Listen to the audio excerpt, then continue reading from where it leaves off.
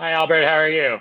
Doing Commissioner Memorial and Dr. John Flatto, Mr. Stevens, Commissioner Molina, and Ross Brady. I'm glad we have such distinguished lawyers and leaders in the room, and we're happy to have you here. And I know that with a redistricting, you will do us a great job. I was just reading Dr. Flatto's book, so I feel confident that we can have a fair representation here. Now, here's the thing. 95% of the people who testified before you wonderful folks are people who look like me and read Exhibit A. You will see that we are all people that one Republican state senator, Surf Maltese, 20 years ago, called us swarthy or dark-skinned folks, and he tried to legalize racial profiling in New York State. And that is what happens when you're marginalized, as we have been, and you're victimized. He brought out that legislation so we can become legalized second-class citizens and orphans in the country of America, which we proudly are citizens of. And we are children go and fight and die for America.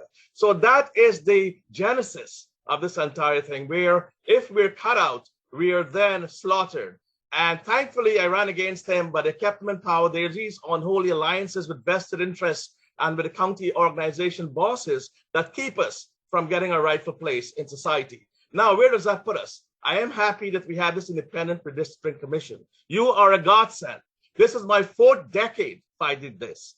And I belong to so many organizations, I wouldn't even mention them, but I tell you this, I've ran for office in all of these communities that we're talking about. That is Richmond Hill, South Ozone Park, and Ozone Park.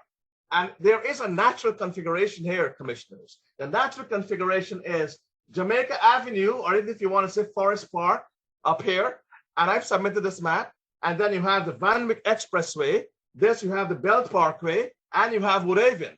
This is divine and is natural and geographically compact and contiguous. And as you know, this is the very basis that the voting rights ask for, that you have a compact, contiguous, solid district that has a mass of folks. Here alone, we have enough for a state assembly district. In Richmond Hill and South Ozone Park, we have the 125,000 minimum, and it's been growing. A lot of our folks do not open their doors to census because of billing inspector phobia, where we get tickets and we are suppressed, and also for immigration. But the numbers here alone, half of this here is enough for an assembly district. It's enough for a state senate district too. And then you had Felicia Singh, who has just become the Democratic primary. She has won that primary, and she's of Indian and Guyanese and South Asian descent. So here you have Little Guyana, Little India, Little Trinidad, and Little Bangladesh all coming together, people who can trace their ancestry to South Asia. Compact district. So I ask you to just follow this, because we don't get enough health care, we don't get the education we need. Our kids can't go to specialized high school because travel is prohibitive.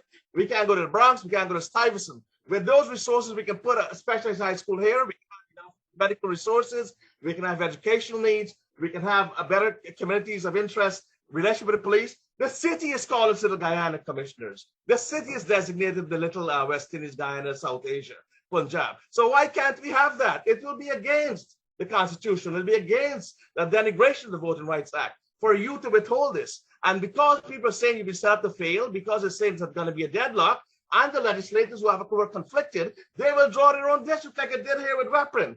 Cut us off and it goes all the way to the Valley Stream. How can that be? We don't want handouts. We don't want droppings. That's what we're getting now. We want a solid compact district. If the city can recognize us, the state can follow suit. It is because of the census numbers. It is because of the common interest, and it's because of the communities of interest that we have. So I pray and ask you to do the right thing, and I hope you don't have to see each other in federal court under the Voting Rights Act, because I know that you would do the right thing. Thank you very much, commissioners, and may God bless you and guide you in this very important task that you have ahead of you. Thank you, Albert. Appreciate it.